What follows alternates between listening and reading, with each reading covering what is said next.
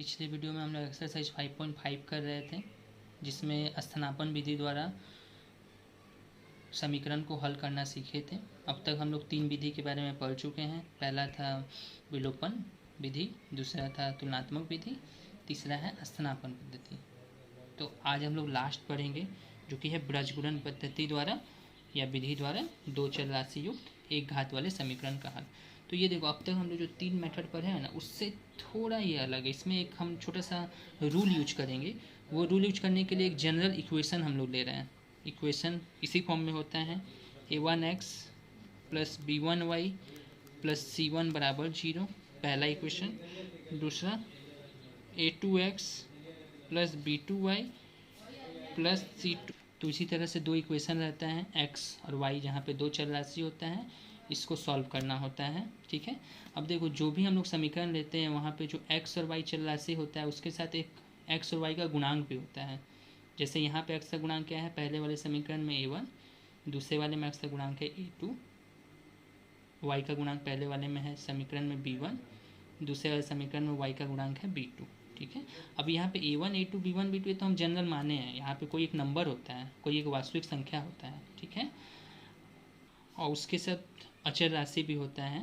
ठीक है, जिसमें कोई x या कोई y चर राशि नहीं होता है, जिसको हम लोग c1 एंड c2 बोल रहे हैं।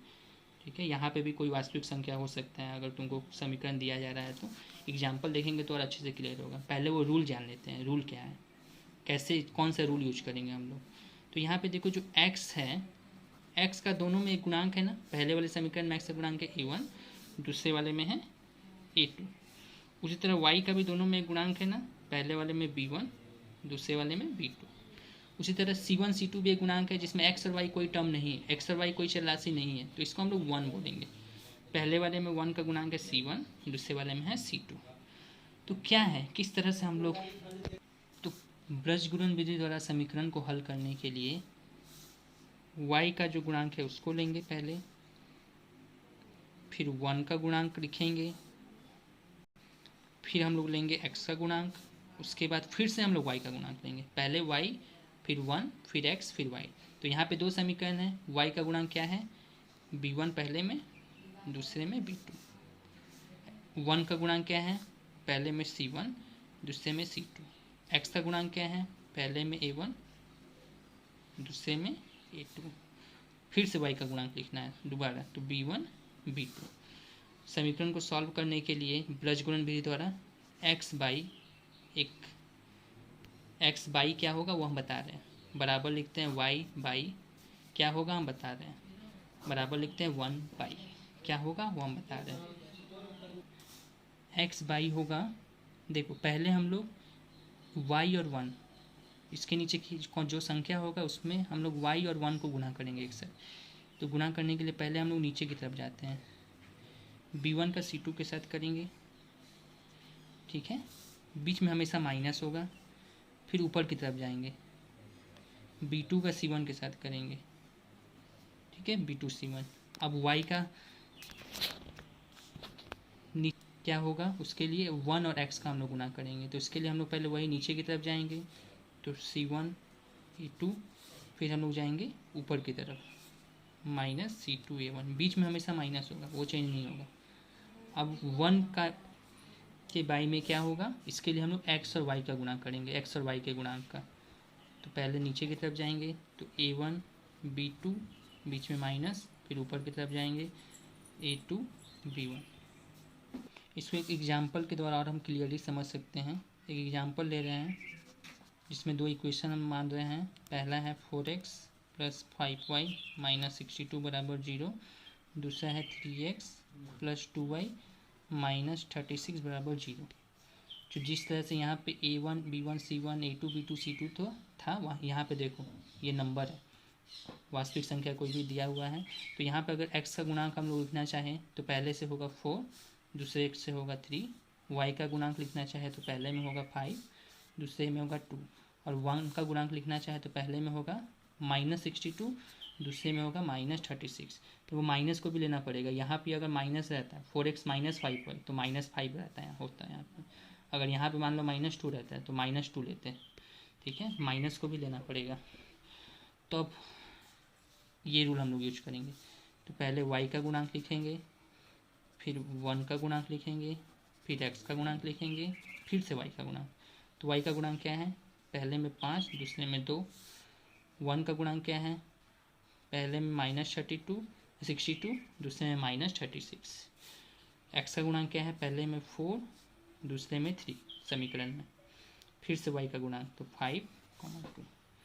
तो क्या कर दे इसके बाद, x by y by 1 by, क्या होगा इसके नीचे। तो इसके लिए हम लोग y और 1 को गुणा करेंगे, y और 1 के गुणांक को। तो 5 का गुणा करेंगे -36 के साथ, बीच में हमेशा माइनस होता है। अब 2 का गुणा करेंगे -62 के साथ। जो हम लोग फॉर्मूला ये ऊपर में लिखे हैं, जो रूल हम लोग यूज किए वही रूल यूज कर रहे हैं। y का अब निकालना है, तो y के लिए 1 और x का बीच गुणा करना पड़ेगा। तो पहले नीचे जाते हैं, तो -62 इंटू 3, फिर ऊपर जाएंगे तो -36 इंटू 4। अब 1 का चाहिए, 1 बाई में क्या होगा, x और y के गुणांक का गुणा करेंगे। तो पहले नीचे, तो 4 इंटू 2, फिर ऊपर -3 इंटू 5। अब इसको सॉल्व करेंगे, तो x बाई -36 में 5 से गुणा करेंगे तो कितना होगा, तो ये होगा -180। अब देखो माइनस माइनस क्या हो जाएगा, प्लस। तो 62 को 2 में करेंगे तो 2 2 जा 4 और 2 6 जा 12, 124 होगा ये, ठीक है। बराबर y बटा 62 को 3 में करेंगे तो 2 3 जा 6 एंड 6 3 जा 80, मीन्स -186। माइनस माइनस ये प्लस हो जाएगा। 36 का 4 में करेंगे तो 6 चौका कितना होता है, 24, और 4 3 12 और 2 14, बराबर 1/4 दूनी 8 -15। अब घटाएंगे तो -180, माइनस में ये प्लस में तो घटेगा ना। तो 180 से 24 घटता है तो कितना बचेगा, ये हो जाएगा 56, -56 होगा क्योंकि ये नंबर माइनस वाला नंबर बड़ा है। y बाई यहाँ पे भी घटेगा तो 186 से 144 घटेगा तो होगा 6 में से 4 गया 2, 8 में से 4 गया 4 बचता है। तो ये हो जाएगा -42, क्योंकि यहाँ पे माइनस वाला नंबर बड़ा है। 1 बाई यहाँ पे हो जाएगा -7। अब देखो तीनों एक दूसरे के बराबर है ना, तो तीनों जब एक दूसरे के बराबर है तो यहाँ पे इसको इसके बराबर लिख सकते हैं, इसको इसके बराबर, या फिर इसको इसके बराबर लिखा जा सकता है। या हम लोग लिख सकते हैं x बाई -56 बराबर 1/-7, नहीं तो y बाई -42 बराबर 1/-7। ठीक है, दो कंडीशन हुआ। तो यहाँ से ना इसको तिरिया गुना करो तो -7x बराबर कितना होगा, -56। तो देखो माइनस से तो माइनस कट जाएगा, x का मान होगा 56/7, मीन्स x का मान हो जाएगा यहाँ से 8, निकल गया x का मान। सिमिलर यहाँ से भी तिरिया गुना, तो -7y बराबर -42, माइनस से माइनस कटेगा तो y का मान होगा 42/7, तो y का मान आ गया 6। देखो इस तरह से बहुत आसान मैटर है, सबसे अगर शॉर्टेस्ट मैटर होगा तो यही होगा इक्वेशन, मतलब x और y मान का मान निकालने का। बस यही एक छोटा सा रूल को याद करके रखना पड़ेगा। इस तरह से हम लोग करते हैं, पहले y का गुणांक, 1 का गुणांक, x का गुणांक, y का गुणांक, इस चीज़ को याद रखना पड़ेगा तभी हो पाएगा। एक और एग्जाम्पल हम लोग देखते हैं। देखो दो इक्वेशन दिया हुआ है, दोनों इक्वेशन को सॉल्व करना पड़ेगा। अच्छा यहाँ पे देखो बराबर के बाद है ये 11 और 10, इसको पहले इधर, मतलब इसको हम लोग बराबर के बाएं साइड में ले आएंगे। तो हम लोग लिख सकते हैं 8x + 5y, इसको इधर लाएंगे तो -11 बराबर 0, और 3x - 4y, इसको बाएं साइड में लाएंगे तो -10 बराबर 0। इन दोनों समीकरण को सॉल्व करना है। तो सॉल्व करने के लिए क्या करेंगे, पहले x का गुणांक हमको देखना पड़ेगा। पहले में है 8, दूसरे में है 3। y का गुणांक है पहले में 5, दूसरे में है -4। देखो माइनस को भी ले रहे हैं यहाँ पे, सब में माइनस को भी लेना पड़ेगा। अब 1 का गुणांक है पहले में -11, दूसरे में है -10। तो सॉल्व करने के लिए क्या करते हैं, पहले y का गुणांक लेंगे, फिर 1 का गुणांक, फिर x का गुणांक, और फिर से y का गुणांक दोबारा। तो y का क्या है 5 -4, 1 का है -11 -10, एक्स का है 8 और 3 और इसका 5 और -4, तो x by y by 1 by x का नीचे क्या होगा, तो y और 1 को गुना करना पड़ेगा। तो 5 का पहले नीचे की तरफ जाएंगे गुना करने के लिए, 5 इंटू -10, बीच में तो माइनस होता है।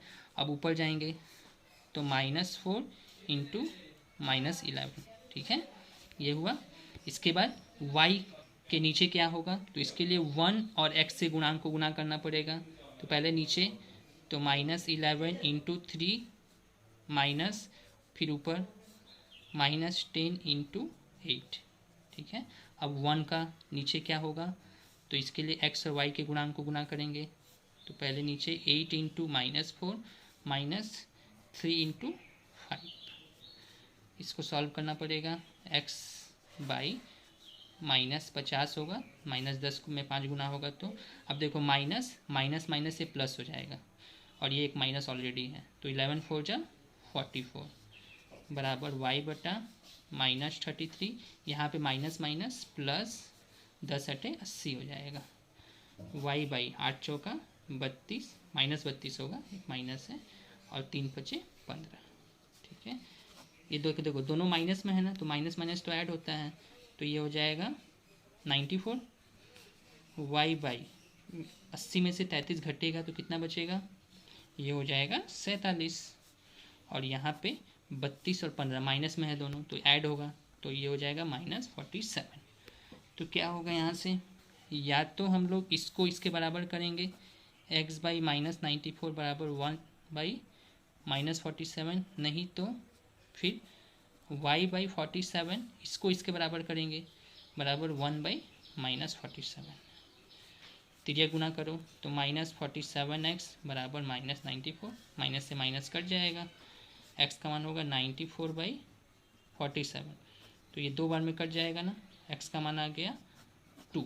देखो कितना छोटे में बन जा रहा है, छोटा बहुत शॉर्टेस्ट मेथड में बन जा रहा है ये।